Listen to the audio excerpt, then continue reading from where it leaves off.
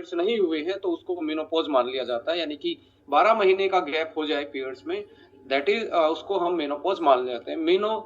यानी कि menstrual cycle का पोज मतलब वो रुक गया है। सो लेडीज एंड जेंटलमैन, इसमें जी एक नेचुरल प्रोसेस है, और ये नेचुरल प्रोसेस कहीं ना कहीं कुछ ऐसे कम्युनिकेटर, ऐसे कुछ केमिकल बॉडी में होते हैं जो फीमेल में स्पेशली पाए जाते हैं। उन केमिकल को, उन कम्युनिकेटर्स को, उन ट्रांसमीटर्स को, उन स्टिमुलेटर्स को हम हॉर्मोन्स का नाम बोलते हैं। इन सारे चीजों को एक पीपीटी के थ्रू मैं आप लोगों के साथ रखना चाहूंगा, और कैसे एक फीमेल अपनी फर्टाइल एज के बाद जो एक नया चैप्टर स्टार्ट होता है, that is the period cycle, उसके फिनिश हो जाते हैं, बंद हो जाते हैं, तो वो एक नए हार्मोनल चेंजेस से गुजरती है, एक नए मैट फिजियोलॉजी से वो गुजरती है। उसमें डिप्रेशन, लाइक उसकी जो एक शेप थी, कर्वी शेप थी, वो फैटी शेप में आना स्टार्ट हुआ। डिप्रेशन, नींद का कम आना, लिवर की functioning, and lot of things like hot places, dryness in ovary, number of factor and complications उस स्टेज में आते हैं। और उसको इसमें सबसे इम्पोर्टेंट चीज ये भी है कि कुछ फीमेल्स को अर्ली मेनोपॉजल सिम्टम्स आते हैं, जो कि कहीं ना कहीं उसकी जेनेटिक्स, लाइफस्टाइल, न्यूट्रिशन और उसका जो डेली उसका रूटीन रहता है, उस पर भी ये बहुत डिपेंड करता है इन फैक्टर्स पे। सो कैसे अर्ली मेनोपॉज, क्योंकि मेनोपॉज के बाद फीमेल्स को साइकोलॉजिकली लगने लग जाता है कि वो अब लाइफ में फर्टाइल नहीं है, पीरियड साइकिल नहीं आ रहे, जो एक लंबे 30 साल से उनको ये 30 से 35 साल का जो ड्यूरेशन था हर महीने, तो वो एक फर्टिलिटी का, यूथनेस का, यंगनेस का एक सिंबल भी था। जैसे वो रुकते हैं तो साइकोलॉजिकली फीमेल्स के साथ बहुत सारी चीजें होती हैं, और यदि ये अर्ली आ जाए, जो एक नेचुरल टाइम है उससे अर्ली ये आना स्टार्ट हो, तो कहीं ना कहीं और भी ज्यादा ये एक तरीके से साइकोलॉजिकली मैं बोलूं, और फिजियोलॉजिकली एंड बॉडी की अदर फंक्शन की बात करूं, तो और ज्यादा फीमेल को चुभता है। जैसे ही वो इंडिपेंडेंट होती है, लाइक 40 साल के बाद उसके बच्चे बड़े होने स्टार्ट हो जाते हैं, उसकी जो रिस्पॉन्सिबिलिटी है to nurture their kids and to serve their family, उसके बाद उसको कहीं ना कहीं ऐसे नेचुरली कॉम्प्लिकेशंस को फेस करना पड़ता है, जहां पे उसको ऑस्टियोपोरोसिस, हड्डियां कमजोर होना, जॉइंट्स में इन्फ्लामेशन बढ़ना, स्किन को लूज कर जाना, एंड जो ब्यूटी थी, लाइक बहुत सारे ऐसे फंक्शन थे, ये धीरे धीरे डिप्लीट होना। तो वहां पे उसके साथ कहीं ना कहीं लाइक एक इमोशनल चैलेंज आता है, और उस इमोशनल चैलेंज को संभालना, उस फिजियोलॉजिकल चैलेंज को संभालना बहुत ही इम्पोर्टेंट है, क्योंकि वो आपकी लॉन्जेविटी, आपकी health span and life span को कहीं ना कहीं अफेक्ट करता है, आपकी क्वालिटी ऑफ लाइफ को वो अफेक्ट करता है। सो इन सारी चीजों को हम आज एक सेशन के थ्रू समझेंगे, इसके पीछे ये कैसे स्टार्ट होता है, क्या इसके बीच में कॉम्प्लिकेशंस आते हैं, और हम कैसे इन सारी चीजों को मैनेज कर सकते हैं। सो मैं एक पीपीटी आप लोगों के साथ शेयर करने वाला हूं आज इस पूरे टॉपिक को समझाने के लिए।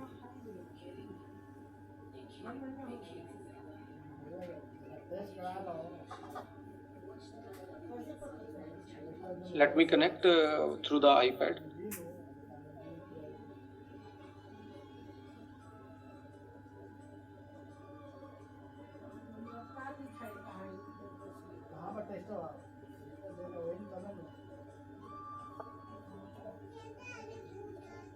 Yes.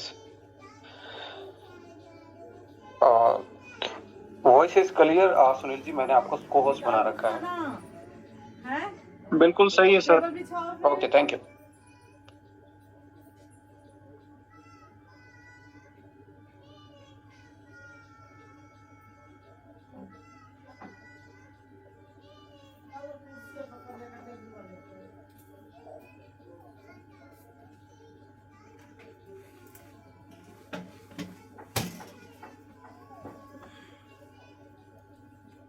यस, आज के सेशन का दूसरा मकसद ये भी समझ सकते हैं, we will help to empower, हम महिलाओं को वो सशक्तिकरण जिसको बोलते हैं, प्लीज डोंट टेक अदरवाइज, थोड़ी सी लैंग्वेज हिंदी वाली थोड़ी सी साइंस वाले वर्डों से अलग होती है।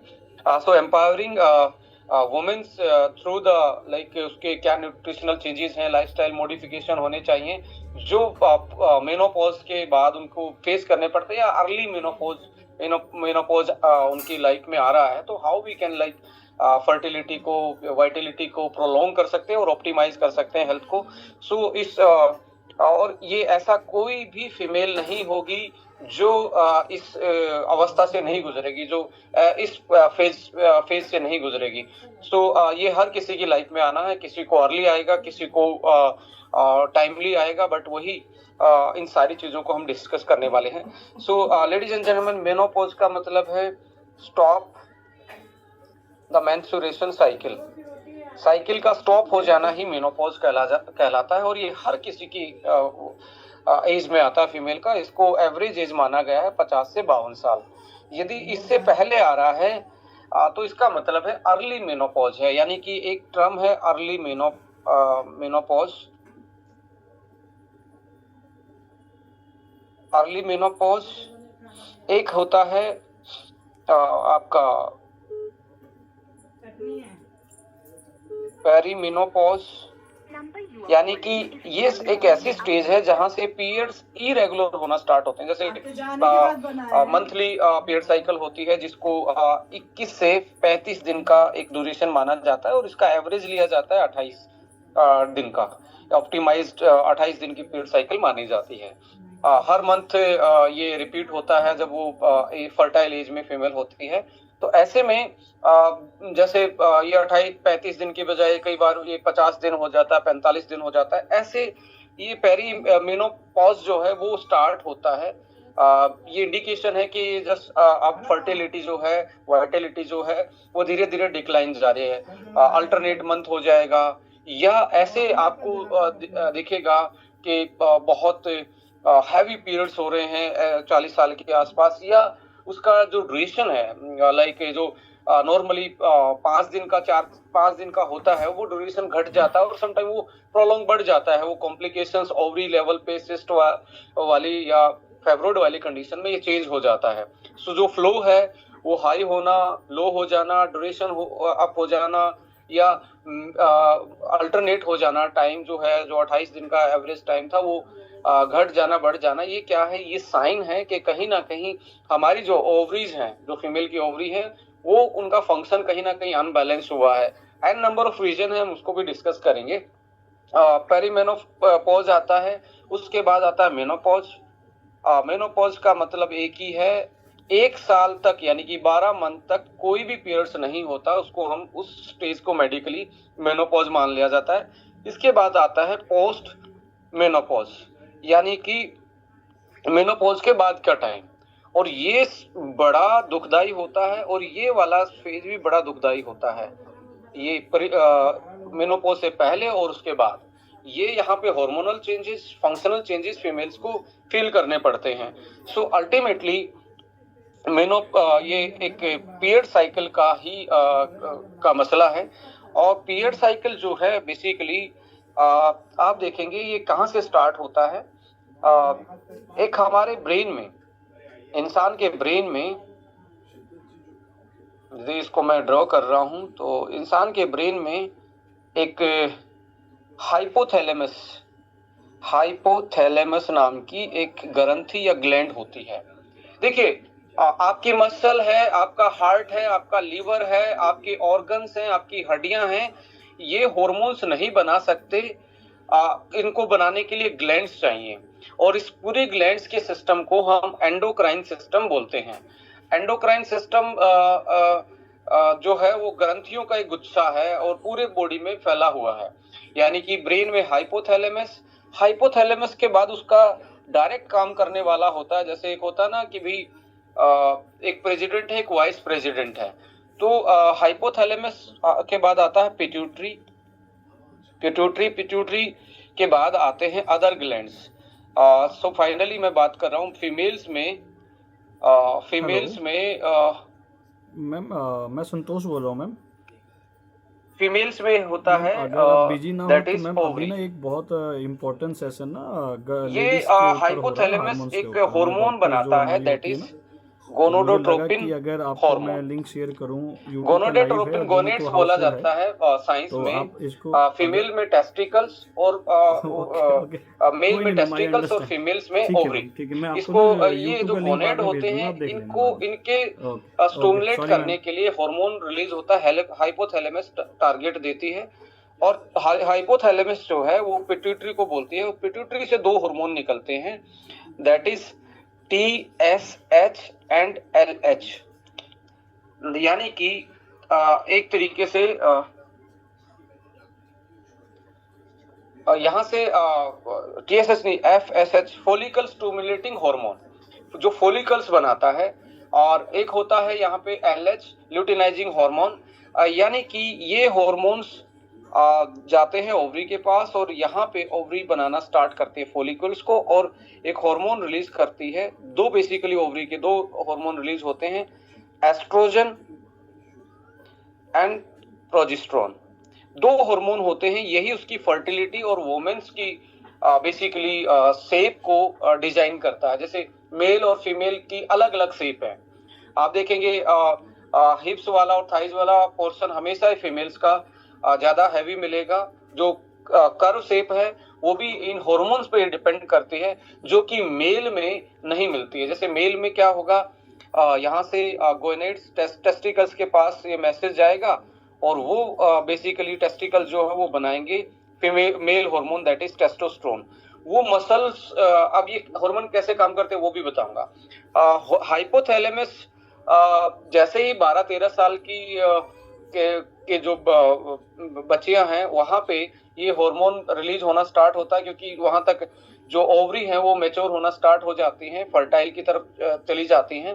तो वहां से पीरियड साइकिल होना स्टार्ट होता है। और यहाँ से धीरे धीरे धीरे धीरे एक ओवरी 400 एग्स अपनी पूरी लाइफ में प्रोड्यूस करती है, हेलो 400। और धीरे धीरे मीटिंग में इसकी क्यों नहीं? इसकी एजिंग होना स्टार्ट हो जाती है, और एजिंग तो होना स्टार्ट हो यूट्यूब पर जाती अटेंड है तो करो। अल्टीमेटली अभी मैंने फ़ोन किया था, वो फ़ोन भेज ओवरी दिया अपना था, कहाँ काम करना लीजिएगा। बंद कर देती है। सो ओवरी का मेन काम था एस्ट्रोजन बनाना। जैसे ही एस्ट्रोजन बनेगा, एस्ट्रोजन मीटिंग ज्वाइन करो, इम्पोर्टेंट है, से और क्या क्या नोट्स काम बनाओ बैठ होते के। हैं। अब एस्ट्रोजन जाता है अलग अलग बहुत ऑर्गन्स के बढ़िया, पास, आपसे क्योंकि तो कोई ऑर्गन नहीं उम्मीद ही बना नहीं की जा सकते, सकती। और ऑर्गन के फंक्शन को ये हॉर्मोन्स ही एक तरीके से ट्रिगर करते हैं। जैसे ये बोन के पास जाएगा, ये जाएगा लीवर के पास, ये जाएगा ब्रेस्ट के पास, ये जाएगा DNA के पास, ये जाएगा टिश्यूज के पास, अदर टिश्यूज। जैसे फीमेल में जो हिप्स एंड थाइज वाला एरिया होता है, तो वहां पे आप देखेंगे जो टिश्यू है वो एस्ट्रोजन को लेते हैं, और वहां पे ज्यादा फैट का डिपोजिशन स्टार्ट हो जाता है। सो वो पूरा हार्मोन पे डिपेंड करता है, यदि हार्मोन नहीं होगा तो पॉसिबल नहीं है। सो ये लीवर, ब्रेस्ट, ब्रेन। अब ये कैसे काम करता है, अब जो एस्ट्रोजन बना ओवरी में, ये ब्लड में गया, ब्लड में घूम रहा था, और ब्लड में अब कोई भी ऑर्गन है, जैसे अब आप बात करें कि हमारा किडनी है, किडनी जो है, अब इस पे एक रिसेप्टर होगा। अब जो एस्ट्रोजन था, सपोज करें कि ये ऐसा रिसेप्टर था, ट्रायंगल शेप का था। हर हार्मोन का एक अपना रिसेप्टर है, अपना, वो उसको बोलते हैं लॉक एंड की। जैसे हर ताले की एक स्पेशल चाबी होती है, ऐसा नहीं है कि हर एक चाबी से सारे ताले खुल जाएंगे। मास्टर की बात नहीं कर रहा, जैसे एक जनरली एग्जांपल बता रहा हूँ। हर ताले की एक स्पेसिफिक चाबी होती है, हर हार्मोन का एक स्पेसिफिक रिसेप्टर होता है। अब जैसे ये आपका क्या हार्मोन था, ये था आपका एस्ट्रोजन। ये यहाँ के फिट हो जाता है, और फिट होते ही ये आदेश देता है ये काम करना स्टार्ट करो। तो ऐसे तरीके से हमारा पूरी बॉडी कंट्रोल होती है, जिसको हम बोलते हैं ब्रेन बॉडी कोऑर्डिनेशन। वो कहाँ से हमारी बॉडी में जो एंडोक्राइन सिस्टम है, जो ग्रंथियां हैं, वो हार्मोन बनाती हैं, और हार्मोन बनाती हैं उसको बना के ब्लड में छोड़ देती हैं, और जिसको मैसेज पहुंचाना चाहती हैं। तो जैसे कोडिंग है, मैं कुछ बोल रहा हूँ, हिंदी एक लैंग्वेज की कोडिंग है। अब इंग्लैंड में मेरी कोई लैंग्वेज नहीं समझ पाएगा, क्योंकि उसकी कोडिंग जो है वो इंग्लिश की कोडिंग है, उसका ब्रेन उसी को समझ पाएगा। ऐसे ही हर ऑर्गन का फंक्शन के लिए एक ऐसे चीजें बनती हैं जो बॉडी में जो वहां टारगेट ताले की चाबी लेके आती है, खोल देती है और वो अपना काम करना स्टार्ट करता है। इस तरीके से हमारी बॉडी को कंट्रोल करती है। सो अल्टीमेटली जैसे डर लगा या स्ट्रेस है, कोर्टिसोल हार्मोन है, अब नींद आनी है तो मेलाटोनिन बनेगा। मेलाटोनिन जाते ही बॉडी के बहुत सारे ऑर्गन को रिलैक्स करना स्टार्ट करेगा और धीरे धीरे टेम्परेचर और हार्ट बीट को नॉर्मलाइज करके हमें नींद आ जाती है। तो हर चीज हार्मोन से और ऐसे केमिकल मैसेंजर से ड्राइव होती है जो अल्टीमेटली किसी पर्टिकुलर चीज को रिसेप्टर पे जाके उसकी वो एक्टिविटी स्टार्ट करते हैं। लेडीज एंड जेंटलमैन, आप देखेंगे जो हार्मोन बना एस्ट्रोजन, एस्ट्रोजन ने डिसाइड किया जैसे क्या होता है फीमेल्स में पीरियड्स के टाइम पे, क्योंकि अभी मैं आपके साथ ये डिस्कस करूंगा कैसे ये एक तरीके से बनता है और वे काम क्या करता है। एस्ट्रोजन जैसे महीने में ओवरी में पहले 40 डेज एस्ट्रोजन पीक पे जाता है, फिर ये डाउन आता है। उसके बाद एक नया हार्मोन, एक दूसरा हार्मोन का रोल प्ले होता है, दैट इज प्रोजेस्टेरोन। ये प्रोजेस्टेरोन बनता है और ये पीरियड साइकिल को कंप्लीट करता है। ये ओवुलेशन को कंट्रोल कर रहा था, ये पीरियड्स को कंट्रोल कर रहा था। सो हमारी बॉडी में, फीमेल की बॉडी में बेसिकली दो ओवरी होती हैं, दो ओवरी होती हैं। एक महीने ये काम करेगी, एक महीने ये काम करेगी। अब लेडीज एंड जेंटलमैन, एस्ट्रोजन से आप देखेंगे आपकी यदि एस्ट्रोजन ज्यादा बन जाए और प्रोजेस्टेरोन का जो दोनों का जो रेशो है ये ऐसे काम करता है। एस्ट्रोजन ज्यादा होगा तो ये कम रहेगा, प्रोजेस्टेरोन ज्यादा रहेगा तो ये रहेगा। तो 14 डेज पहले एस्ट्रोजन ज्यादा होता है, फिर एस्ट्रोजन नीचे जाता है, प्रोजेस्टेरोन ऊपर आता है, क्योंकि वो पूरी पीरियड साइकिल को कंप्लीट करता है। सो अल्टीमेटली हर अल्टरनेट मंथ पे एक ओवरी जैसे लेफ्ट और राइट, ये एक महीने हार्मोन बनाएगी, अगले महीने ये हार्मोन बनाएगी, ऐसे लेफ्ट राइट। और देखिए बहुत सारी फीमेल्स को ये शिकायत करती हैं मुझे लेफ्ट साइड ज्यादा दर्द है।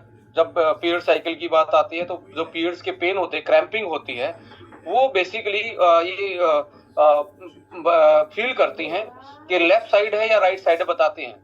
जिस महीने लेफ्ट साइड की ओवरी ज्यादा काम कर रही थी उस महीने लेफ्ट साइड में पेन होगा, और जिस महीने राइट वाली ओवरी एस्ट्रोजन का प्रोडक्शन का काम कर रही थी उस महीने राइट में पेन होगा। अल्टीमेटली आप देखेंगे बहुत सारी फीमेल को एक साइड में ज्यादा एक्ने देखने को मिलता है। वन साइड, एक साइड फेस पे ज्यादा है, दूसरी साइड फेस पे कम है। इसका भी मतलब है कि जिस साइड वाली ओवरी काम कर रही थी उस साइड आपको ये वाली चीजें देखने को मिलेंगी, यानी कि एक्ने देखने को मिलेगी। अब ये दोनों हार्मोन इम्बैलेंस हो जाएं तो क्या होगा, पीरियड साइकिल, ओवुलेशन ये धीरे धीरे अनबैलेंस होनी स्टार्ट हो जाती है। कुछ फीमेल्स को विदाउट प्रेगनेंसी भी लास्ट पीरियड साइकिल में इतना लोअर बेली इतना हैवी लगता है कि ऐसा लगता है कि बहुत हैवी लोअर बेली है। रीजन क्या है कि उसका जो प्रोजेस्टेरोन है, इसमें ये हार्मोन जो सेकंड वाला 14 डेज के बाद वाला हार्मोन है, ये कहीं ना कहीं कम रह गया है और एस्ट्रोजन बहुत ज्यादा बढ़ गया है। ऐसे केस में फ्लूइड का रिटेंशन बढ़ता है फीमेल में, पानी जिसको एक तरीके से लिक्विड ज्यादा लोअर बेली में आपको देखने को मिलेगा और हैवी फील होगा और क्रैम्पिंग भी ज्यादा फील होंगी ऐसे केस में। तो इनका जो रेशो है, इनका रेशो बहुत इंपॉर्टेंट है, एक दूसरे का बैलेंस होना। और ये बैलेंस किससे होता है, ये हमारी डाइट से, न्यूट्रिशन से, नींद की क्वालिटी से, और जो हम एक तरीके से अपना स्ट्रेस का लेवल है उसको मैनेज करें, इस पर भी मैं जाऊंगा। अल्टीमेटली कहने का मतलब ये है कि इस तरीके से ये ओवरी काम करती हैं। जैसे जैसे जब आपकी उम्र बढ़ती है और जब आप मेनोपॉज में चले जाते हो तो ओवरी काम करना बंद कर देती हैं, और ओवरी काम करना बंद कर देंगी तो एस्ट्रोजन का और एस्ट्रोजन एंड प्रोजेस्टेरोन जो है दोनों हार्मोन बंद हो जाएंगे। अब बहुत सारे लोग ये भी फील करेंगे कि जिसका सिजेरियन हो जाए या ओवरी रिमूव कर दी जाए due to some cyst and fibroid, फिर भी उनका ब्लड टेस्ट करवाते हैं तो उनके ब्लड में तो एस्ट्रोजन फिर भी मिलता है, यस मिलता है। अब नेचर ने इंसान को इस तरीके से डिजाइन किया है कि एक रास्ता बंद हो जाए तो दूसरी चीजें उसको प्लान करना स्टार्ट कर देती है। अब आता है हमारी जो किडनी है, हमारी जो किडनी है, किडनी के ऊपर एक अलग से एक ग्लैंड होती है, दूसरी ग्लैंड, जिसका नाम है एड्रेनल ग्लैंड। अब एड्रेनल ग्लैंड क्या करती है, ये हार्मोन बनाना स्टार्ट करती है। लेडीज एंड जेंटलमैन, एड्रेनल दूसरा हार्मोन भी बनाती है, स्ट्रेस वाला। यदि स्ट्रेस वाला बनेगा तो ये हार्मोन कम बनेंगे। तो स्ट्रेस को मैनेज करना बहुत इंपॉर्टेंट है। यदि स्ट्रेस मैनेजमेंट नहीं है, किसके बाद नींद पूरी नहीं है, स्ट्रेस में ज्यादा है, डिप्रेशन में ज्यादा है, तो एड्रेनल कोर्टिसोल नाम का एक स्ट्रेस हार्मोन बना के रखती है और उसी को ही वो बनाती है। और ये जैसे आप कभी बहुत जो डर वाली चीज होती है वो दिखती है तो एकदम से हार्ट बीट हो जाती है। जैसे सांप को देख के जनरली आदमी एकदम से उछलता है, कूदता है, एकदम से उसकी बॉडी काउंटर रिफ्लेक्शन मारती है। तो उसका मतलब है जो ये फाइट फ्लाइट वाले हार्मोन है, उछल कूद वाले और डर वाले हार्मोन है, ये यहाँ से ही बनते हैं। तो ये हमारी बॉडी को एक तरीके से लड़ने की क्षमता, मुसीबत में एकदम से हार्ट बीट को बढ़ा के बॉडी को पंप करने की क्षमता इसी से होती है। और इसी से ही स्ट्रेस के हार्मोन भी बनते हैं। जैसे ओवरी काम करना बंद करेगी, ये काम करना स्टार्ट कर दे, तो अल्टीमेटली अब रोल आता है कि ओवरी के बाद पोस्ट मेनोपॉज में, क्योंकि वहां पे हॉट फ्लैशेस आते हैं। हॉट फ्लैशेस का मतलब है वुमेन्स को रात को पसीना आना, फेस पे ज्यादा गर्मी लगना, और एक इस तरीके का बॉडी का जो टेम्परेचर का है, जो रेशो है, वो अनबैलेंस हो जाता है। हॉट फ्लैशेस, क्रैम्पिंग और डिप्रेशन, स्ट्रेस, नींद कम हो जाना, ये सारी की सारी चीजें देखने को मिलती है मेनोपॉज के बाद। तो हमें सबसे इंपॉर्टेंट है कि यहाँ पे हमने इसकी हेल्थ पे फोकस करना पड़ेगा पोस्ट मेनोपॉज। ओवरी की हेल्थ आप एक टाइम के बाद ओवरी से आप ये काम नहीं करवा पाएंगे, उसका काम डिमिनिश हो जाएगा। Yes, exercise, nutrition, lifestyle modification से हम इसका काम थोड़ा सा लंबे टाइम तक एक्सटेंड कर सकते हैं। बट ऐसा नहीं है कि ये काम ही करती रहेगी 100 साल तक। ये धीरे धीरे इसका काम बंद होगा, तो इस एक्स्ट्रा काम करने का बर्डन आ जाता है एड्रेनल ग्लैंड पे, जो किडनी पे होती है। उसके दूसरे काम भी हैं।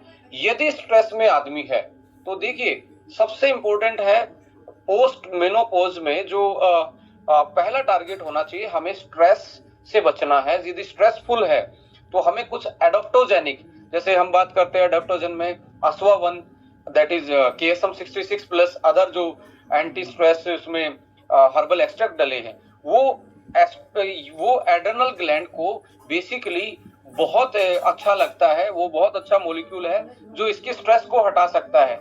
ब्रेन वन है जो नींद अच्छी लाएगा, तो ये कोर्टिसोल रेगुलाइज होना स्टार्ट होगा और आपका जो एक्स्ट्रा बर्डन है एड्रेनल उठा के आपकी हेल्थ को ऑप्टिमाइज, हॉट फ्लैशेस को कंट्रोल कर सकते हैं। इसके साथ क्या है आपके इसका डायरेक्टली एक्सेस जो है, इसका जो कनेक्शन डायरेक्टली है वो आपके लीवर के साथ भी है। तो दो ऐसी हेल्थ हैं, लीवर हेल्थ और एड्रेनल की हेल्थ, ये दोनों की दोनों आपको मैनेज करनी पड़ेगी पोस्ट मेनोपॉज के बाद। और इन सबको इनको मैनेज करने के लिए आपको जैसे इसको पसंद है एडाप्टोजन हर्ब्स। एडाप्टोजन में कौन सी आती है? अश्वगंधा आती है, जिंक्शन आती है, आपका ब्राह्मी भी आती है। ये हर्ब हैं जो बेसिकली आपको, या जिंको बिलोबा, ये हर्ब हैं जो इनको मैनेज कर सकती हैं। और लीवर के लिए जैसे मिल्क थिस्ले है, ये इन दोनों एक्सिस को यदि सही रख लिया जाए तो फीमेल वापस से अपनी हेल्थ को, अपनी ब्यूटी को, अपनी शेप को आफ्टर मेनोपॉज, देखिए बहुत सारी फीमेल को मेनोपॉज के बाद बेली फैट कम होना मतलब ना के बराबर हो जाता है। इसका मतलब है कि एस्ट्रोजन का प्रोडक्शन कम और उसका जो मेटाबॉलिज्म था फैट का, वो एक तरीके से अनबैलेंस होना स्टार्ट हो गया है। अब आपने देखा होगा एक तरीके से फीमेल्स का जैसे ही एस्ट्रोजन अनबैलेंस होता है मेनोपॉज के टाइम पे, तो ब्रेस्ट कैंसर के कारण रीजन भी बढ़ जाते हैं, क्योंकि जो टिश्यू की फर्मनेस है, जो ब्रेस्ट में टिश्यू है उसकी फर्मनेस जो है वो आपकी डिपेंड करेगी एस्ट्रोजन पे, एस्ट्रोजन की क्वालिटी पे भी। यदि एस्ट्रोजन ज्यादा होगा एस्ट्रोजन कैंसर वाले पेशेंट को, ब्रेस्ट कैंसर वाले पेशेंट को एस्ट्रोजन ब्लॉक कर दिया जाता है। द ड्रग्स नेम इज टेलीफेम, मैं यदि रोंगली प्रोनाउंस कर रहा हूँ तो स्किप हो रहा है मेरे से उसका नाम, तो वो दिया जाता है। वो एस्ट्रोजन को ब्लॉक करता है, क्योंकि एस्ट्रोजन कैंसर यदि वो हिट हो जाए या लोअर चला जाए तो कैंसर कॉजिंग भी फीमेल्स में देखेंगे बहुत ज्यादा, ब्रेस्ट कैंसर के, ओवरी कैंसर के आज के टाइम पे एक तरीके से रीजन बढ़ते जा रहे हैं। तो ऐसे में आपको एक तरीके से आपके एस्ट्रोजन का ध्यान रखना पड़ेगा। मेनोपॉज के बाद आपके हार्मोन बैलेंस का ध्यान रखना पड़ेगा, साथ में न्यूट्रिशन का। अभी आपने एक चीज सुनी होगी, मेनोपॉज के बाद ऑस्टियोपोरोसिस हो जाता है। ऑस्टियोपोरोसिस का मतलब समझते हैं? ऑस्टियोपोरोसिस, ऑस्टियो का मतलब होता है आपकी बोन्स, पोरोसिस मतलब गड्ढे बन जाते हैं, खाली स्पंजेस जैसे होता है ना कि अंदर से बिल्कुल खोखली हो जाना, तो पोर बन जाते हैं, इससे कैल्शियम और मिनरल्स बाहर निकल जाते हैं। रीजन क्या है कि आप जब एस्ट्रोजन बन रहा था तो जो बोन्स, हमारी जो बोन्स होती हैं उन पे जो एस्ट्रोजन का क्या था, एक तरीके से ये यहाँ पे एस्ट्रोजन आके रिसेप्टर का काम करता था। और हड्डी में एक सेल होती है जो बोन बिल्डर सेल बोलते हैं, बोन बिल्डर सेल, ओस्टियोब्लास्ट, इसका नाम है ओस्टियो हड्डी ब्लास्ट, ओस्टियोब्लास्ट और ओस्टियोक्लास्ट। ओस्टियोक्लास्ट जो होती है, क्लास्ट, ये बोन को किल करती है। जैसे ही ब्लास्ट कम होगी, क्लास्ट वाली बढ़ जाएंगी। और ये एस्ट्रोजन जैसे ही मेनोपॉज के बाद कम बनता है तो यहाँ ओस्टियोब्लास्ट सेल जो है वो बनना बंद हो जाती है और आपकी हड्डियों को मजबूती रहना, रीमिनरलाइजेशन करना, कैल्शियम और मैग्नीशियम और इनको अब्जॉर्ब करना बंद कर देती है और आपका बॉडी से जो बोन्स का मिनरल है वो वापस से निकलना स्टार्ट हो जाता है। तो इसलिए हड्डियां मजबूत रखना एक बहुत चैलेंजेबल टास्क है after menopause. Hot flashes, mood swings, बहुत ज्यादा मूड स्विंग होना, एंड लाइक आपका लीवर की फंक्शनिंग, और क्योंकि लीवर का फंक्शन भी कहीं ना कहीं एस्ट्रोजन से जुड़ा हुआ है। जैसे एस्ट्रोजन कम होगा तो लीवर का फंक्शन हर्ट होगा। आपका ब्रेस्ट का जो टिश्यू है उनकी फर्मनेस से लेके जिसको बोलते हैं ब्रेस्ट एट्रोपी, यानी कि सैगिंग के बाद ब्रेस्ट के टिश्यू कम हो जाना और अनसेफ हो जाना फीमेल का, that is totally depend upon the hormone that is estrogen. So we have to just focus on the estrogen, and estrogen को के लिए अब आपको जाना पड़ेगा दूसरे सोर्स जो बना सकता है, दैट इज एड्रेनल। एड्रेनल जो ग्लैंड है वो बनाएगी। अब एड्रेनल को खाने में क्या पसंद है?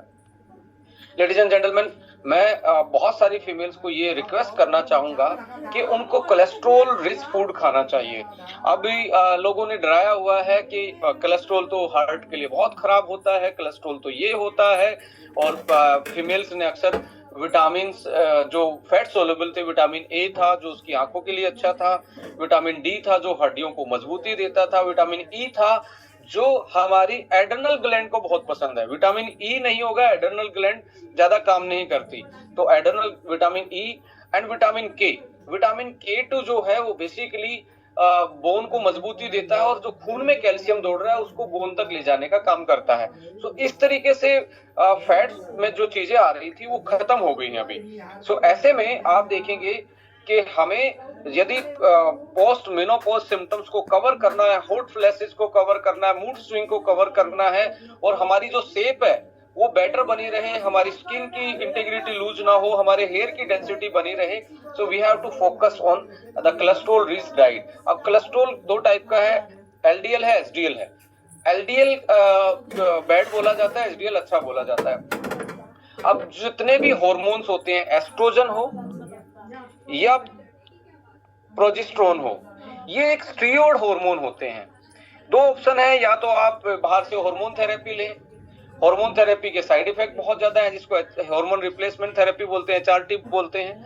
अब जो स्टीरॉयड हार्मोन होते हैं, दो टाइप के हार्मोन होते हैं, एक प्रोटीन से बनने वाले, एक होता है steroid hormone, protein derived and steroid derived hormone. जो हार्मोन स्टीरॉयड से बनते हैं उसको बनने के लिए कोलेस्ट्रॉल ही चाहिए। कोलेस्ट्रॉल नहीं होगा तो ये हार्मोन स्टीरॉयड्स वाले नहीं बनेंगे। मेल में आपका टेस्टोस्टेरोन, फीमेल में एस्ट्रोजन। सो हमें कोलेस्ट्रॉल खाना पड़ेगा डाइट में, और सबसे बेस्ट जो कोलेस्ट्रॉल की फॉर्म मिलती है और बहुत अच्छे विटामिन ए, डी, ई के और अदर फंक्शनल चीजों के साथ मिलती है, वो है हमारा लाइक बटर। वो कौन सा वाला बटर? जो फर्मेंटेड है, फर्मेंटेड जो रात को आपने दही में जमा, उसके बाद चरने के बाद जो बटर बनता है, that is a good source of cholesterol. अंडे में पाए जाने वाला योक, अंदर का yellow portion, that is a very good source of the good cholesterol. And non veg में भी मिलता है चीज, जो चीज है या जो बटर क्रीम है, और देसी घी। देसी घी का मतलब यहाँ पे एक होता है बटर ऑयल। देखिए, पहचानने की कोशिश कीजिए, बटर ऑयल है जो क्रीम को उबाल के बना है। अब होता है घी, जो पहले दूध में दही बनाएगी, दही के बाद उसका बटर निकाला गया, बटर के बाद उसको पूरा उबाल के गर्म करके घी को अलग कर दिया जाता है और व्हाइट लेयर को अलग कर दिया जाता है, उसको हम घी बोलते हैं। सो बटर ऑयल इतना ज्यादा अच्छा नहीं होता, क्योंकि उसका फर्मेंटेशन से पहले जो हमारी बॉडी के लिए उसमें जो फैटी एसिड प्रोफाइल था, जो बॉडी इजीली से डाइजेस्ट नहीं कर पाती, बॉडी में अच्छे से यूटिलाइज नहीं हो पाता, वो फर्मेंट रात को दूध से दही बनता है, तो बैक्टीरिया उसको इतना इजीली एक तरीके से मेडिसिनल प्रॉपर्टी में कन्वर्ट कर देती हैं। सो ब्यूटारिक एसिड उनमें से एक है, लोरिक एसिड उनमें से एक है। सो अल्टीमेटली देसी घी यदि आप उस स्टेज में, मेनोपॉज के स्टेज में खाते हैं, तो आपको हॉट फ्लैशेस में रिलैक्स मिलेगा, आपको आपके हार्मोन्स जो हैं, जो एड्रेनल ग्लैंड ने बनाने हैं, और विटामिन ई और विटामिन डी और के और ए, ये भी आपको बहुत चाहिए। और आज क्या कर रहे हैं, ये घी को भी फ्राई करके खा रहे हैं। अब यहाँ पे लोग वेजिटेबल ऑयल पे शिफ्ट हो गए घी की बजाय, वो राइस ब्रान ऑयल यूज कर रहे हैं, वो कैनोला ऑयल यूज कर रहे हैं, वो ऑलिव ऑयल बोले is good for health, but plant में कोलेस्ट्रॉल नहीं होता है। वो आप कोई भी, चाहे आपका ऑलिव ऑयल है या आपका कोकोनट ऑयल है या बादाम का ऑयल है, they don't have the cholesterol. तो कोलेस्ट्रॉल नहीं, आपको कोलेस्ट्रॉल रिच डाइट में आपको जाना पड़ेगा जो गुड वाले कोलेस्ट्रॉल हैं। सो एक तो ये है, इसके साथ साथ आइसोफ्लेवोनॉइड्स। आइसोफ्लेवोनॉइड्स होते हैं सोयाबीन में, कुछ ऐसी हर्ब्स हैं जैसे ब्लैक कॉस, इसमें आइसोफ्लेवोनॉइड्स होते हैं जो एस्ट्रोजन जैसा ही काम करते हैं, बॉडी में एस्ट्रोजन के मिमिक होते हैं। कई बार आपने सुना होगा जो सोयाबीन है वो फीमेल हार्मोन को बढ़ाती है। सो अल्टीमेटली क्या है, आइसोफ्लेवोनॉइड्स जो है वो आपके एड्रेनल ग्लैंड जो है किडनी में, जो इसको दोबारा से काम मिला है, जो पहले ओवरी करती थी, अब वो उसने काम वो आगे सौंप दिया है, उसको आइसोफ्लेवोनॉइड्स चाहिए एस्ट्रोजन बनाने के लिए। तो ये होता है। दूसरा एक DIM होता है, that is in cruciferous family. Cruciferous का मतलब है गोभी वाली जितनी भी आती है, चाहे ब्रोकली है, सफेद गोभी देख रहे हैं आप, ये वाली चीजें जो है, कैबेज है, ये वाली फैमिली में आप देखेंगे एंटी कैंसरस एक्टिविटी, बिकॉज वो बैड जो एक्स्ट्रा एस्ट्रोजन है उसको ब्लॉक कर देती हैं। तो एक्स्ट्रा को ब्लॉक करेंगे तो कैंसर, एक तरीके से कैंसर को भी प्रिवेंशन में काम करते हैं। जिसको ब्रेस्ट कैंसर, उनको डेली ब्रोकली खानी चाहिए, उसको डेली जितनी भी पत्तेदार गोभी वाली जो आती हैं, सैलेड है, वो ज्यादा खानी चाहिए। एंड लाइक साथ में आइसोफ्लेवोनॉइड्स, जैसे टोफू आता है और सोयाबीन से बनी चीजें आती हैं, वो ज्यादा यूटिलाइज करनी चाहिए फीमेल्स को। सो ऐसे में हमारी जो एस्ट्रोजन से होने वाली चीजें हैं बॉडी में, सो एस्ट्रोजन कहाँ कहाँ काम आ रहा है हमने ये भी डिस्कस किया। एस्ट्रोजन कैंसर प्रिवेंशन करता है, एस्ट्रोजन मूड को अच्छा रखता है, एस्ट्रोजन हमारी शेप को अच्छा रखता है, हार्ट को अच्छा रखता है, फर्टिलिटी इसी पे डिपेंड करेगी, बोन्स इसी पे डिपेंड करेंगी, आपका लीवर का हेल्थ इसी पे डिपेंड करेगा, आपका मूड इसी पे डिपेंड करेगा, और आपका बॉडी का कॉग्निटिव फंक्शन यानी कि ब्रेन का फंक्शन इसी पे डिपेंड करेगा। जैसे जैसे ये हमारी बॉडी में कम हो जाएगा फीमेल्स की में, आपको इन चीजों के चांसेस बढ़ जाते हैं। फिर से बोल रहा हूँ, मेनोपॉज में hot flashes, depression, stress, vaginal dryness, low libido, लो fertility, low confidence, breast atrophy यानी कि ब्रेस्ट का धीरे धीरे साइज खत्म हो जाना और एक तरीके से स्क्वीज हो जाना, मसल सारी जो टिश्यू हैं और अनसेफ हो जाना, these are the you can say complications that females are facing after menopause, right. And pre menopause भी एक तरीके से हार्मोन के टोटली ये हार्मोन का ही एक तरीके से कंट्रोलेबल चीज है। लेडीज एंड जेंटलमैन, अब मैं आगे बढ़ रहा हूं कि कैसे इन सारी चीजों को हम चैलेंजेस को एक तरीके से जो हार्मोन की वजह से आ रहे हैं उनको हम कंट्रोल कर सकते हैं। That is hot flashes only. आप देखेंगे ऊपर वाला हिस्सा पसीने में गर्म लगेगा उनको, वेट गेन हो जाता है और फीमेल मेनोपॉज के बाद वेट को मैक्सिमम इंडियन जो कल्चर में आप देखेंगे मेनोपॉज के बाद वेट घटा ही नहीं पाती, दोबारा रीसेप हो ही नहीं पाती। बोन डेंसिटी लॉस होना सबसे ज्यादा इनको प्रॉब्लम आएगी फीमेल्स को।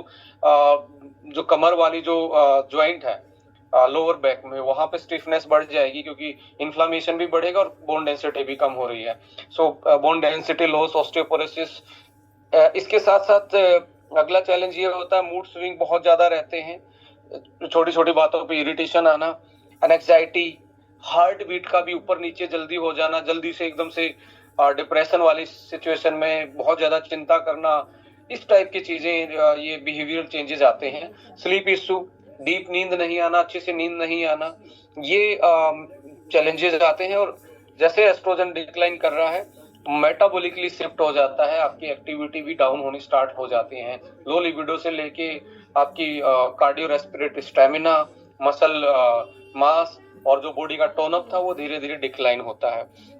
सो जैसा कि आप जानते हैं कि एस्टोनिया 1 जो है वो होलिस्टिकल वेलनेस एंड एंटी एजिंग को आगे लेके जा रही है। Not only by the products, the people are only focused on the products, but we are holistically focused on how we can educate the people and how we can provide that kind of product and ecosystem, वो knowledge, वो tools, training हम कैसे दे सकते हैं जिसके कारण एक अच्छी कम्युनिटी बिल्ड हो और हम उस जो हमारा जो मेन पर्पज है इन लोगों की जिंदगी में वैल्यू एडिशन करना, चाहे वो प्रोडक्ट से हो, नॉलेज से हो, सर्विसेज से हो या ऐसे एनवायरनमेंट से, इकोसिस्टम से हो, उसी मकसद को हम होलिस्टिकल वेलनेस बोलते हैं। जो कि एक तरीके से आपकी जिंदगी में जो जितने भी नंबर हैं, चाहे वो 70 साल के जिए, 80 साल, 100 साल जिए, नंबर में कैसे आप लाइफ ऐड कर सकते हैं। जैसे कि आज के टाइम पे लाइफ की जो क्वालिटी है वो एड ऑन नहीं है, ओनली लंबा जीवन हो गया है। मेडिकल साइंस ने मेडिकेशन, सर्जरी साइंस, डायग्नोस, ये सारी चीजें आने के बाद आप जी तो रहे हैं पर क्वालिटी लाइफ ये हम नहीं जी पाते। सो ऐसे में होलिस्टिकल वेलनेस जो है वो आपको एक मौका देती है जिंदगी में दोबारा से अपनी खोई हुई चीजों को वापस लाना, रिगेन करना एंड उसी को स्प्रेड करते करते इन सारी चीजों को आगे लेके जाना। सो लाइफस्टाइल मॉडिफिकेशन में क्या है, यदि आप सही टाइम होता है 40 साल के आसपास अपनी बॉडी को दोबारा से रीसेप करना। यदि आप थोड़ा सा एक्सरसाइज स्टार्ट कर दें और थोड़ा सा योग, अब मैं ये नहीं कहता you have to just train, आपने 100 किलो उठाना है, आपने बेंच प्रेस लगानी है, but you have to take your flexibility, थोड़ा सा strength training, aerobics training start कर दें, जो कि पहले की लाइफ में लोग जनरली करते थे। तो आप इन कॉम्प्लिकेशन जो मेनोपॉज के बाद आने वाले हैं उनसे बच सकते हैं और लंबा जीवन और हेल्दी जीवन अपने कदमों पे, अपनी शर्तों पे जी सकते हैं। सो इसके बाद आता है मेडिटेशन। मेडिटेशन कैन स्ट्रेस को ईज आउट करेगा और जो सेकंड रिस्पॉन्सिबिलिटी एड्रेनल पे आ पड़ी है ये हार्मोन बनाने की, वो अच्छे से काम कर पाएगी यदि आपका स्ट्रेस कम हो जाए। और आप जो भी अलोम विलोम कपारभाति वाली जो चीजें आजकल इंडिया में ज्यादा समझते हैं इन वर्डों को, जिसपे आपके ब्रेथ पे जो ब्रीदिंग कंट्रोल है वो बेसिकली आपकी हार्ट और आपकी ब्रेन की coordination, cardiac coordination and like आपके स्ट्रेस को एक तरीके से ईज डाउन करने का काम करता है। इसके बाद स्लीप हाइजीन का मतलब है कि आज जो कम्युनिटी है हमारी वो बेसिकली आइसोलेटेड कम्युनिटी है, वो अकेला रह रहा है, वो एक रूम में एक ही बंदा रह रहा है, तो एक तरीके से बहुत ज्यादा उसका ब्रेन खाली है, स्ट्रेसफुल है, एंग्जाइटी है। सो हमें ऐसे टाइम पे अपनी प्रायोरिटी चेंज करनी चाहिए। यहाँ पे नींद आपको कम नहीं लेनी चाहिए। 40 साल के बाद यहाँ पे नींद का बहुत बड़ा रोल होगा, आप कितना लंबा और कितना हेल्दी जिएंगे। तो स्लीप हाइजीन, जो स्लीप डेप्रिवेटिव सोसाइटी डेवलप हो रही है, उसको हमें चेंज करके अपनी लाइफ में मॉडिफिकेशन करके नींद को प्रायोरिटाइज करना है। इसके दो बेस्ट तरीके हैं। डेली उसी टाइम सोना स्टार्ट करो जिस टाइम आप सोना चाहते हो। आज आपका 11 बजे मूड कर रहा है, मूड के अकॉर्डिंगली डेली उसी टाइम ही आपने सोना चाहिए।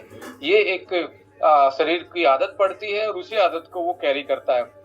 आप सोचे मैं 7 घंटे मुझे सोना ही है, चाहे मैं 1 बजे सोऊं तो रात अगले दिन 8 बजे उठूंगा, या मैं 10 बजे सोऊं तो मैं क्या आप सुबह 5 बजे उठोगे? ऐसा नहीं होता है। ब्रेन और जो नींद है वो डेली ऑप्टिमाइज एक ही टाइम पे होनी चाहिए।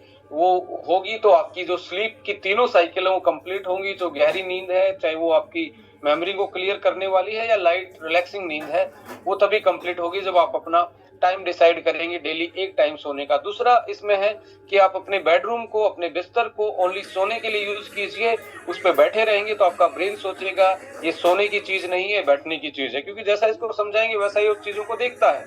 ऐसे में बेडरूम को हमेशा आपको शाम के टाइम तो स्पेशली घर में बेड पे बैठ के टीवी देखना, बेड पे ही खाना, तो पर्टिकुलरली आपका ब्रेन ट्रेन नहीं होता उस बेड को देख के। आप पहले के दिन याद कीजिए, जो पहले चारपाई वाला होता था, सुबह सुबह चारपाई से उठ के लोग चारपाई को खड़ी कर देते थे और जब सोना होता था उसको एक तरीके से यूज करते थे, तो उस पे लेटते ही, क्योंकि ब्रेन ट्रेन था ये लेटने की चीज है, सोने की चीज है। So utilise your bedroom for the sleeping activity के लिए ज्यादा यूज कीजिए। बैठने के लिए सोफा है या चेयर है या जो भी आलती पालती का जो तरीका है, what ever the other modes, उस पे जा सकते हैं। तो दो बहुत इंपॉर्टेंट है, time and use your bedroom. सोने के लिए यूज कीजिए। शाम के टाइम तो पर्टिकुलरली उसमें बैठे रहने से आपके लिए तकलीफ होगी नींद में। इसके बाद आता है functional nutritional support. Functional nutritional support में यहाँ पे मेनोपॉज के टाइम पे आपको कुछ चीजों पे ज्यादा टारगेट करना पड़ेगा, क्योंकि यही चीजें हमारे हार्मोन चेंजेस की वजह से ज्यादा हमें प्रॉब्लम क्रिएट करती है। बोन्स एंड जॉइंट्स को फोकस करना पड़ेगा, लीवर एंड हार्ट को, क्योंकि हार्ट बीट भी चेंज होगी। एंड आप देखेंगे breast cancer, ovary cancer, so many चीजें आप आज क्रोनिकल डिजीज जो हैं वो उभर के आ रही हैं। लीवर की health, immunity, stress and hormones को बैलेंस करना, हेयर, स्किन और एंटी एजिंग को साथ में लेके चलना। कि अभी तो बच्चों की जो परवरिश थी वो करके अभी फीमेल जैसे 40 साल से ऊपर ही हुई है, ऊपर से उसके हार्मोन इम्बैलेंस होके उसकी अभी तक की जो कमाई थी वो सोच रही थी कि बच्चे बड़े होंगे तो ये लाइफ जिएंगे, वो लाइफ जिएंगे, बट धीरे धीरे धीरे धीरे उसका डिग्रेडेशन स्टार्ट होता है। So we will empower you by knowledge and we will guide you कि आप कैसे अपनी रिस्पॉन्सिबिलिटी के बाद अपनी लाइफ को ब्यूटीफुल वे से, नंबर ऑफ वे से जी सकते हैं। So here, skin, anti ageing and 40+ जो न्यूट्रिशन आपकी रिक्वायरमेंट है, जो फंक्शनल न्यूट्रिशन की रिक्वायरमेंट है, उस पे आपको थोड़ा सा फोकस करना चाहिए। इस पे हम थोड़ा सा आपको गाइड करेंगे। एक प्रोडक्ट है जो कि इसी चीज को देख के बनाया था कि एक वुमेन जो है प्री एंड पोस्ट मेनोपॉज या ड्यूरिंग मेनोपॉज कैसे अपनी हेल्थ को बेटर रख सकती है, क्योंकि वो न्यूट्रिशनल की एक्सपर्ट नहीं है। उसकी जिंदगी में जो खाने पीने की हैबिट्स हैं वो नेचर के अकॉर्डिंग नहीं है, वो सीजन के अकॉर्डिंग नहीं है।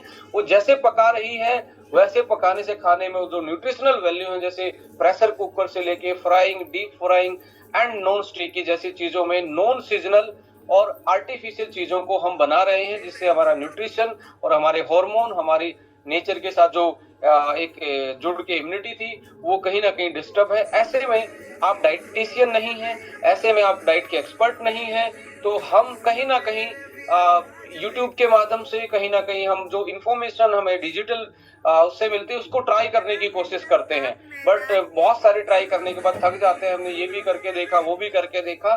सो एस्टोनिया वन की R&D टीम इन सारी चीजों को फाइट करने के लिए और बेटर ऑप्टिमाइज हेल्थ के लिए एक अमेजिंग 40 की एक वुमेन अपनी जो रिस्पॉन्सिबिलिटी से जस्ट निकली ही है घर की, जो बच्चों की नर्चरिंग करके still she can feel amazing.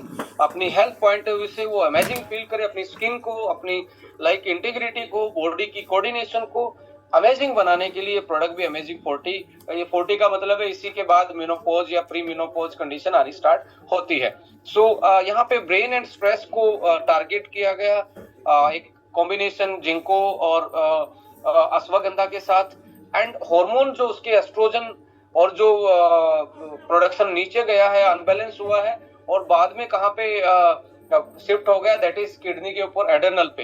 Adrenal को भी आपने टारगेट करना है, लीवर को भी टारगेट करना है। सो यहाँ पे जैसे लीवर को टारगेट करने के लिए मिल्क फिसले, इसमें एक पाया जाने वाला सिलिमरीन नाम का एक ऐसा मॉलिक्यूल होता है जो लीवर को डिटॉक्सिफिकेशन करता है। जैसे लीवर डिटॉक्सिफिकेशन होगा तो आपके हार्मोन ज्यादा बेटर तरीके से काम करेंगे, आप और आपकी बॉडी में टॉक्सिन्स का एक्युमुलेशन कम हो जाएगा। एंड जो जॉइंट्स में प्रॉब्लम आ रही है, खिंचाव आ रहा है, हड्डियां कमजोर हो रही है, कमर टाइट है, जिसको सिटिंग चेयर सिंड्रोम बोलते हैं कि बैठे हैं तो बैठे रहने का मन करे, खड़े होने का मन, सीढ़ियां चढ़ने का मन ना करे, तो कर्क्यूमिन। एंड यहाँ पे सलाखी जो है, सलाखी का दूसरा नाम है बोसवेलिया सेरेटा। इसमें बोसवेलिक नाम का एक ऐसा मॉलिक्यूल होता है जो नेचुरल पेन किलर का काम करता है, जो लीवर और किडनी पे कोई असर नहीं करता है। सदियों से लोग इसको एक तरीके से अगरबत्ती में, लोग इसको जो धूप वगैरह जो मच्छरों के टाइम पे पहले यूटिलाइज करते थे, या हवन की सामग्री में भी आप देखेंगे सलाखी और कुछ ऐसे प्लांट डाले जाते हैं जिसमें बोसवेलिक एसिड है, जो वो जलता है, हम सांसें लेते हैं, हमारे लंग्स को डिटॉक्सिफिकेशन करता है और हमारी बॉडी में एक तरीके से और एक स्टूल भी निकालिए नीचे से, इन्फेक्टेंट का भी काम करने का करता है। कर्क्यूमिन आप सदियों से जानते हैं, हल्दी वाला जो एंटी इन्फ्लामेटरी है वो, यानी कि आप अपने जॉइंट्स पेन को, उसकी फ्लेक्सिबिलिटी को और एंटी इन्फ्लामेटरी प्रॉपर्टी इसमें देख सकते हैं। फीमेल्स का लाइक यूटीआई होने के चांसेस ज्यादा होते हैं 40 के बाद। आज के टाइम पे तो इम्यूनिटी लो है, तो यंग वुमेन्स, यंग लेडी को भी ये प्रॉब्लम है। तो क्रैनबेरी एक ऐसा फ्रूट है जो कि यूरेथ्रा की जो वॉल होती है उस पे एक अपनी, जैसे होता ना आपने फोन पे एक तरीके से स्क्रीन गार्ड लगवा लिया, ऐसे हमारी जो अंदर की वॉल होती है उस पे एक तरीके से गार्ड का काम करता है, बैक्टीरिया वायरस को चिपकने नहीं देता, तो इन्फेक्शन नहीं कर पाते। इसलिए क्रैनबेरी यूटीआई में बहुत अच्छा काम करता है। साथ में सीबकथोर्न इम्यूनिटी को ऊपर लेके जाता है। विटामिन सी जो है, जो आपकी एड्रेनल ग्लैंड है, vitamin C, vitamin E and magnesium and omega and ashwagandha, एक बहुत डेडली कॉम्बिनेशन है उस पर्टिकुलर ग्लैंड को एक्टिव रखने के लिए। साथ में जो हार्मोन इम्बैलेंस है, evening primrose, chasteberries, shatavari, black cohosh basically hot flashes को कम करता है, manage to hot flashes, that is black cohosh. और साथ में मैं इसको थोड़ा सा लेके जाता हूँ। अमेजिंग 40 में जो ये मैंने हर्ब्स दिखाई या कॉम्बिनेशन दिखा, फंक्शनल हर्ब्स को आपके साथ डिस्कस किया, इसको थोड़ा सा एलोबरेट करते हैं। इसमें एंटी एजिंग का कॉम्प्लेक्स भी है, दैट इज अल्फा कीटोग्लूटारेट, ये 8 साल तक एज को कम करने का क्लिनिकल प्रूवल एक तरीके से मॉलिक्यूल है। बी कॉम्प्लेक्स और 40 प्लस जो आपको विटामिन मिनरल्स का कॉम्प्लेक्स चाहिए विद हर्ब, जो फंक्शनल हर्ब्स ब्लेंड है, ये आपको एक एंटी एजिंग इफेक्ट भी देता है। और साथ में जो डेली जो फूड से आपको नहीं मिल पा रहा, बेसिकली आप जो आपकी ईटिंग हैबिट्स हैं या आपके टाइप ऑफ डाइटरी हैबिट्स हैं, उसके कारण जो विटामिन लॉस हैं, जो मिनरल आपके फूड में कम है, उनको फुलफिल करने के लिए ये सारी चीजें इसमें डाली गई हैं। तो इसको थोड़ा सा एलोबरेट करते हैं। गट ब्रेन एक्सिस, पेट और ब्रेन दोनों कनेक्टेड रहें, तो इसके लिए जिंको, अश्वगंधा एंड प्रोबायोटिक, ये तीनों मिलके आपके पेट को और ब्रेन को कनेक्ट रखते हैं। जैसे आपने सुना होगा, जैसा फूड खाएंगे वैसा मूड होगा, और जब हम अच्छा कोई हमें सर्व कर देता, जैसे मेहमानबाजी में हम अच्छा खाना खिलाते हैं कि उसका मूड अच्छा हो, खुश रहे। तो ये गट का और ब्रेन का, ये बोला जाता है हमारा जो पेट है, हमारा जो गट है, वो हमारा सेकंड ब्रेन होता है। सो इसके दोनों को तालमेल बनाने का काम ये करता है। और साथ में मेनोपॉजल जो हार्मोन एक्सिस है, जो हार्मोन का इम्बैलेंस चल रहा है, उसमें evening primrose, chasteberry, shatavari and black cohosh, और यही आपके हॉट फ्लैशेस और मूड स्विंग होने से बचाता है। साथ में milk thistle and probiotic liver को और गट को सही रखता है, पेट को और डाइजेशन के लिए लीवर को जो चीजें चाहिए, और जो एस्ट्रोजन को इफेक्टिवली बनाता है, लीवर ही इफेक्टिव करता है। यदि फैटी लीवर हो गया, लीवर में इन्फ्लामेशन है, तो एस्ट्रोजन बन भी रहा तो अच्छे से काम नहीं करेगा। सो ऐसे में आपको लीवर की हेल्थ बहुत इंपॉर्टेंट है। तो इसमें मिल्क थिस्ले और प्रोबायोटिक उस पर्टिकुलर एस्पेक्ट पे काम करता है। एंड गट इम्यूनिटी, जैसे क्रैनबेरी, सीबकथोर्न एंड स्टावरी, ये आपकी पेट और आपकी इम्यूनिटी की एक्सिस को सही रखने का काम करते हैं। Anti inflammatory bones and joint axis की बात करें तो इसमें calcium, magnesium, boron and curcumin, and shallaki यानी कि बोसवेलिया सेरेटा, ये आपके जॉइंट्स एंड बोन्स को बेटर रखने का काम करते हैं, मजबूती भी देते हैं और जो पेन है, जो स्टिफनेस है, उसको भी एक तरीके से एलिवेट करते हैं और धीरे धीरे आपको बेटर मूवमेंट में हेल्प करवाते हैं और एक तरीके से आपकी मूवमेंट के साथ साथ बोन डेंसिटी को भी बेटर करते हैं। साथ साथ में आप देखेंगे कि जो यदि हम यहाँ पे देखेंगे तो इसमें आयोडीन भी एक एक्स्ट्रा एड ऑन किया गया है। आयोडीन इसलिए एड ऑन किया गया है कि ये आपकी थायराइड, आप देखेंगे एस्ट्रोजन का इतना बड़ा रोल है क्योंकि ये जब प्रेगनेंसी के टाइम बढ़ जाता है तो आफ्टर प्रेगनेंसी आपने देखा होगा कि थायराइड की प्रॉब्लम आती है फीमेल्स को, तो वो जो बढ़ा हुआ है वो यदि नॉर्मलाइज नहीं होगा, अक्सर फीमेल्स आज के टाइम पे फिगर कॉन्शियस, ये कॉन्शियस तो फैट सोल्युबल चीजें नहीं खाती हैं, तो उससे जो एस्ट्रोजन बैलेंस होना था वो नहीं हो पाता और वो एक्स्ट्रा क्या करता है, हाइपोथैलेमस सॉरी हाइपो थायराइडिज्म की तरफ फीमेल को लेके चला जाता है, यानी कि वो थायराइड के फंक्शन को ब्लॉक कर देता है।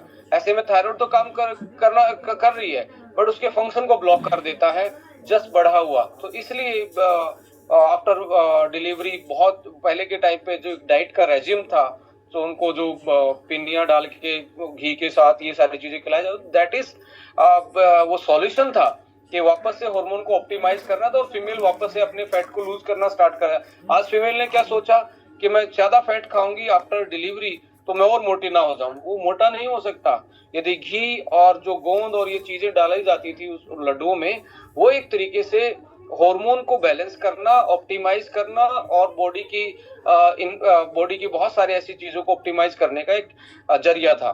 सो ऐसे में आप देखेंगे कि हम ये प्रोडक्ट एक तरीके से फीमेल्स को हर उस चैलेंज जो वो फेस करती है 40 साल के बाद और जो उसका डेली का न्यूट्रिशन है, उस सारी चीजों को देखते हुए प्रोडक्ट प्लान किया गया है। और इसमें इसका सही तरीका क्या है, यदि इफ यू फील मेनोपॉज में आपको कॉम्प्लिकेशंस आ रहे हैं, जॉइंट्स में दिक्कत है, लीवर सही से काम नहीं कर रहा, बेली फैट बढ़ता जा रहा है, मोटे होते जा रहे हो, नींद कम आ रही है, तो ऐसे में सुबह शाम एक आप प्लान कर सकते हो। और यदि आपको लगता है कि यार I want to be in safe, मुझे सेफ में रहना है और मुझे ये सारे फंक्शन ऑप्टिमाइज रहे, मैं अपनी लाइफ को बेटर तरीके से जी पाऊं, तो डेली वन आप 35 के बाद इसको डेली वन का फॉर्मूला बना सकते हैं। सो ये फंक्शनल विटामिन मिनरल्स का कॉम्प्लेक्स है जिसमें हर्बल एक्सट्रैक्ट जो आपके हार्मोन्स, जो आपकी बॉडी की स्ट्रेस, जो आपके ब्रेन एक्सिस और गट और इम्यूनिटी एक्सिस को बेटर करने का काम करते हैं, along with the so many जो हमारे 16 विटामिन मिनरल्स का कॉम्प्लेक्स है। इसमें 16 विटामिन मिनरल, साथ में प्रोबायोटिक भी है जो आपके गट को सही रखता है। सो एक ऐसा विटामिन मिनरल्स और हर्बल ब्लेंड आप इसको मानेंगे जो फंक्शनल न्यूट्रिशन का काम कर रहा है और हमारे मेनोपॉज के जो कॉम्प्लिकेशंस है उसको मैनेज करके आपको बेटर लाइफ की तरफ लेके जा रहा है। और प्रोबायोटिक तो आप जानते हैं, इम्यूनिटी से लेके आपकी बॉडी में बहुत सारी ऐसी चीजें हैं जो गट से ही स्टार्ट होती हैं, कॉम्प्लिकेशंस उसको नॉर्मलाइज करने का काम करता है। लेडीज एंड जेंटलमैन, ये प्रोडक्ट भी मैं जरूर रिकमेंड करूंगा उन फीमेल्स के लिए जिनको बहुत सांसें चढ़ रहे हैं 40 साल के आसपास, तो आप एक टैबलेट उसका और एक हीमो14 को आप प्लान करेंगे तो ये आपको एक और ज्यादा एडवांस में आपके फंक्शन को कंट्रोल कर सकता है। यदि आपका एचबी नीचे जा रहा है, आपके हेयर ज्यादा थिन हो रहे हैं, बाल ज्यादा पतले हो रहे हैं, बाल ज्यादा गिर रहे हैं, तो आप इस प्रोडक्ट को साथ में जरूर ऐड ऑन करें।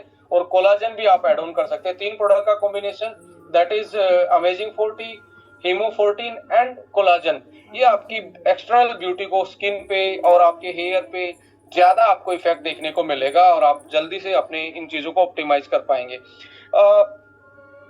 क्वार्टर फोलिक इसमें एक ऐसा पेटेंटेड 4th जनरेशन फोलेट है जो लीवर यदि कम काम कर रहा उसका, उस केस में भी आप फोलिक एसिड के बेनिफिट ले सकते हैं।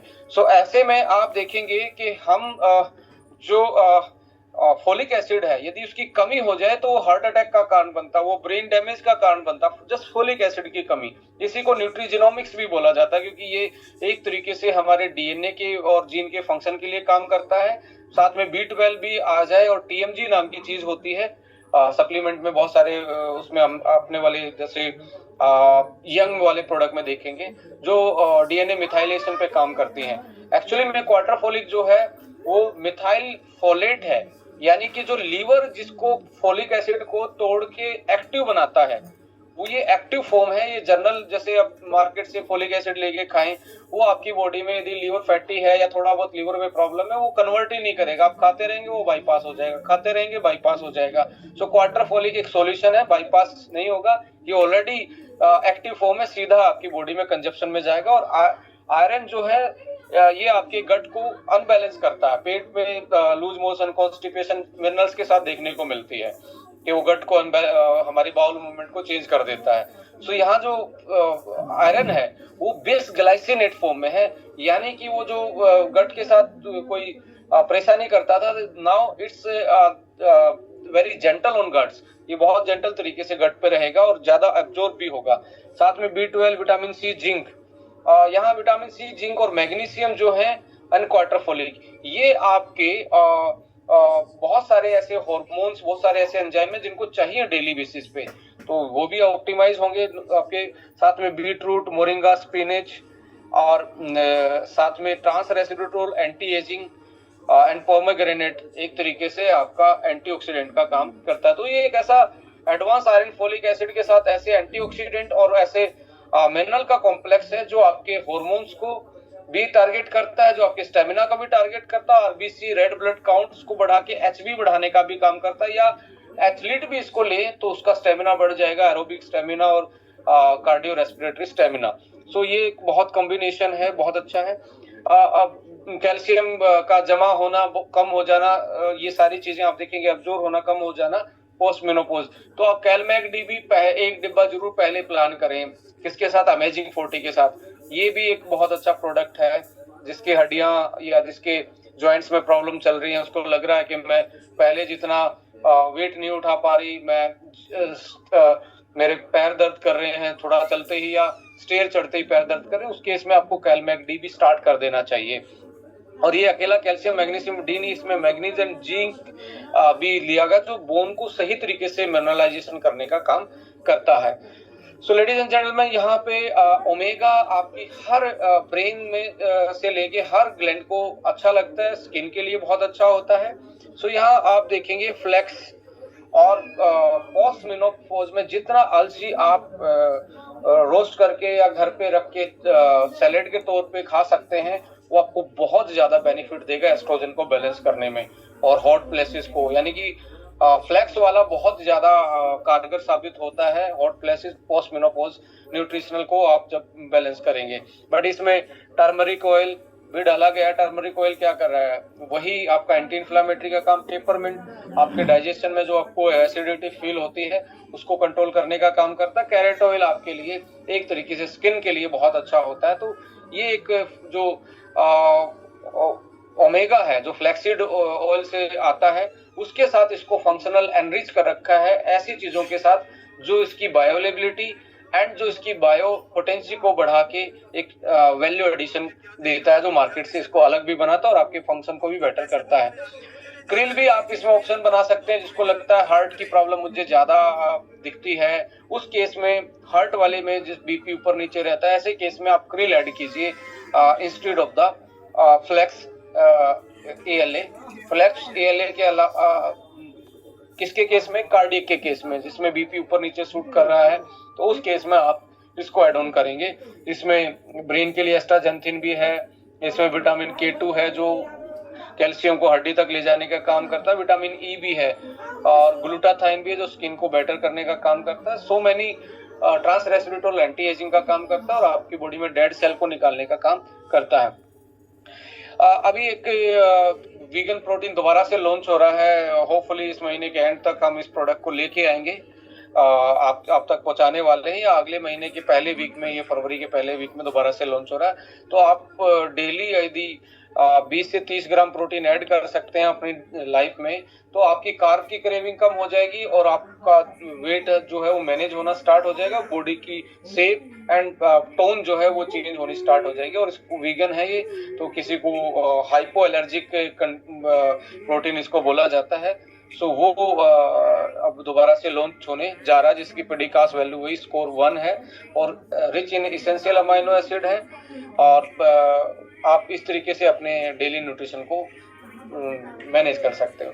लेडीज एंड जेंटलमैन, ये हमारा बहुत ही की प्रोडक्ट है और ये बहुत लेटेस्ट है, पूरे वर्ल्ड में बहुत लेटेस्ट है, not only in the India. NMN और जो एंटी एजिंग की मार्केट है, जो सेलुलर एजिंग की बात हम जो बात कर रहे हैं, वो आने वाला कल बहुत बड़ा सेगमेंट है, और उसमें हमने इंडिया में बहुत बड़ा इनिशिएटिव लिया, लोगों को वो नॉलेज दे के, वो प्रोडक्ट दे के, वो एजुकेशन दे के, उनको गाइड करके, और हम सोल के माध्यम से लगभग 10,000 लोगों तक पहुंच चुके हैं जो इस प्रोडक्ट के यूजर बने और उन्होंने बहुत यूजर बनाए हैं। इसके इतने मिरेकल रिजल्ट हैं, बहुत सारी टेस्टिमनी आप देखते हैं, स्किन से लेके, ज्वाइंट से लेके, नींद से लेके, हार्मोन से लेके, सारी बॉडी के हर एक्सिस पे, हेल्थ के एक्सिस पे, ऑर्गन्स पे ये काम करता है, बिकॉज ये सेलुलर रीप्रोग्रामिंग करता है, वापस से सेल को जिंदा करने का काम करता है, नई सेल बनाने का काम करता है। और बॉडी किससे बनी है? सेल से बनी है। मल्टीपल इसमें इंग्रेडिएंट है फंक्शनल, जो उसको पावरफुल एंटी एजिंग प्रॉपर्टी को सिनर्जेटिकली बढ़ाते हैं, और आप इसके रिजल्ट, यदि आप 50 साल से ऊपर हैं तो इसके रिजल्ट बहुत जल्दी दिखेंगे। उससे पहले थोड़े स्लो आएंगे, बिकॉज वो बॉडी की जिस तरीके की एजिंग है, जिस कंडीशन में एनएडी उसका लेवल है, उसी हिसाब से ये रिजल्ट स्लो फास्ट में दिखता है। कुछ हमारे साथ ऐसे आयुर्वेदिक सिरप भी हैं जिसको आप यूटिलाइज कर सकते हो डेली टोनर के रूप में, जैसे वोमेन 1 है, जिसमें आंवला, अश्वगंधा, शोकस, तावरी, गोखरू, जिंको, सौंठ, सुपारी एंड अजवाइन जैसी चीजें जो आपकी इम्यूनिटी को और आपके हार्मोन को बेटर करने का काम करते हैं। लीवर 1 भी है, आपको लगता है कि मुझे डाइजेशन में ब्लोटिंग रहती है, तो लीवर को जरूर आप टारगेट करें। 2 चीजें हैं, एडर्नल एंड लीवर, ये आपको पोस्ट मेनोपॉज, आपको आपके दोस्त हैं, आपके साथी हैं, जो आपके जो कम हार्मोन बन रहा है उसको इफेक्टिव करते हैं या और ज्यादा प्रोडक्शन में हेल्प करते हैं। तो लीवर 1 भी एक बहुत अच्छा है, जहाँ पे एसिडिटी बन रही है, जहाँ पे डाइजेशन में प्रॉब्लम आ रही है, ऐसे में ये प्रोडक्ट भी आपको हेल्प करेगा पोस्ट मेनोपॉज में। बिल्कुल सर। हमने आज का जो फोकस किया, how we can empower the women for their self care, confidence, vitality, energy, joints, bone, skin, इन सारी चीजों पे जो पोस्ट मेनोपॉज हार्मोनल चेंजेस की वजह से डिग्रेडेशन होता है, उस डिग्रेडेशन की बजाय रीबिल्डिंग प्रोसेस पे जाएंगे, एमसीआर तो नहीं था, एमसीआर वेलनेस पे जाएंगे, और मेनोपॉज को एक नए चैप्टर के रूप में अपनाएंगे। नया मार्केट में आया प्रोसेस है, कॉन्फिडेंस के साथ आज मेरे को भी आया था किसी का फोन कि सर ऐसी चीज है, तो मैंने बोला देख भाई, तू तो होगा बर्बाद, सबको बर्बाद कर रहा है, तो एक काम कर, तू मेरे को ना मिल के बैठ के समझा, तो फिर मैं बताऊंगा ये इसमें आएगा क्या तेरे को और मेरे को क्या मिलेगा, कैसे कैसे हम अपनी इन सारी चीजों को मैनेज कर सकते हैं। ये सारी चीजें आपको अच्छी लगी तो आप जरूर अपने फ्रेंड सर्कल में जो आपके नियर डियर हैं उनको जरूर शेयर करेंगे, और हम हेल्प करेंगे बिल्कुल to optimise their post menopause जो चैप्टर शुरू हुआ है जिंदगी का, उसको बेटर तरीके से कॉन्फिडेंस के साथ जीने में हम हेल्प करने वाले हैं। जो क्या है वो तो हम लोग बात हुई नहीं तो फिर हम मिलते एक्चुअली। अब हमारा तो मैंने सर 2 चीज देखी कि हम कैसे हम अपनी सेल को बढ़ा सकते हैं, क्योंकि लोगों के पास डॉलर तो है पर डॉलर से कुछ चीज बाय नहीं कर सकते, अच्छी रेजिडुअल इनकम के साथ ये लोगों को आता नहीं है। हेल्थ ट्रेनरशिप की अपॉर्चुनिटी भी है प्रोजेक्ट, पर मैं एक ऐसा सिस्टम बना रहा हूँ जिन्होंने कि लोग अपने डॉलर से हमारे सप्लीमेंट भी बाय करेंगे। पूरे प्रोजेक्ट के बारे में, प्रोडक्टों के बारे में आप एक बार जरूर समझो, और इस